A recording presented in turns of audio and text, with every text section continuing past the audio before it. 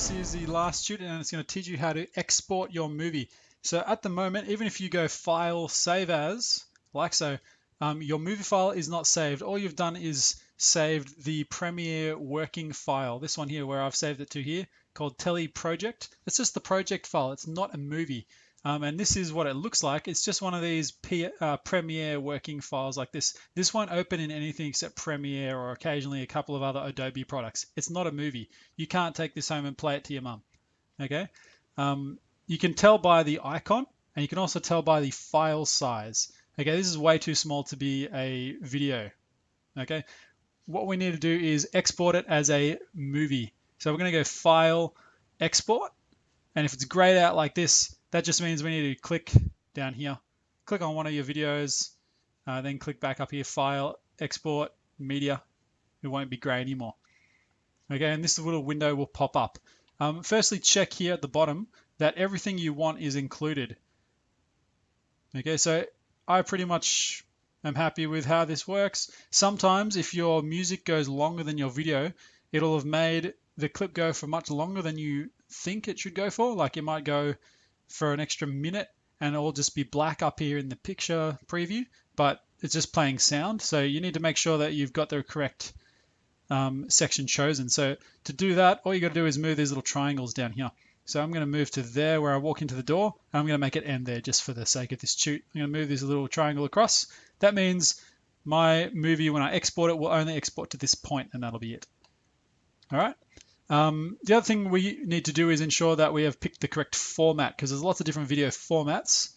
And we're going to choose under AVI, this little option here for format, we're going to go down to H.264, which is a really common high quality format. Once you've picked that, you'll notice that we no longer have those black bars up and like above or on the sides of our footage. It looks good. Okay, and then we have these numbers here. These numbers, particularly these ones here, that's the resolution. That's how many pixels wide and high it is, and frames per second. Okay, what we're going to do is slide this little slider down here on the side. Forget these things here, they're fine how they are. Oops, I just changed that. Keep going down. So it talks about TV standard here. NTSC is your American, Japan, etc. And then PAL is Australia, Asia. Okay, I've recorded this footage using the PAL standard, so just keep it on PAL. Once you get down here, this is sort of the most important section. This is the bit rate. Pretty much the higher this number, the better quality your video will look, but the more space it will take up. Okay, so at the moment it's pretty small. It's only 3 megabytes, and it's only a 5-second clip. Okay, so at 4.5 to 5.4, that's not the greatest quality. It'll be a little bit grainy. I'm going to move it up to, I'm going to make it 15. So you can type it manually. I like to do that as well. But who doesn't like playing with these little slider bars, right? Cool. Now we have 9 megabytes for 5 seconds of footage. So it's going to be fairly high quality. Okay, you can tick this box here, which is use maximum render quality. This will, as the little box says, gives you better quality but increases the time for it to encode. Okay, once that's done, you can have a look at some of these other settings, but you don't usually need to change any of them. This is your audio, that's fine. Multiplexer means the additional format that's going to be MP4 is the one we want. We definitely want MP4. That is the most common one, and it plays on pretty much everything. Don't worry about this stream compatibility business or FTP. You just got to name it now. So output name.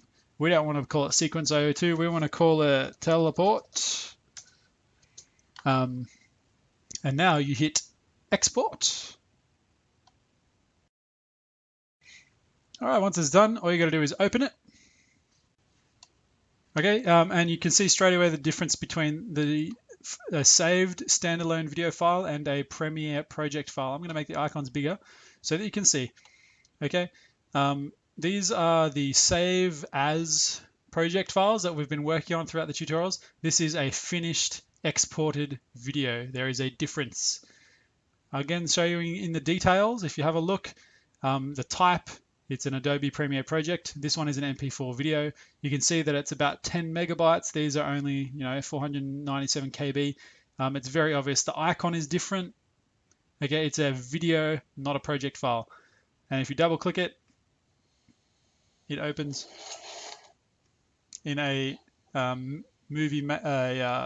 media player window or in VLC or something. It's not going to open in Premiere only. Okay, and in this format, you can upload it to YouTube. You can put it on your phone. You can do anything you want with it.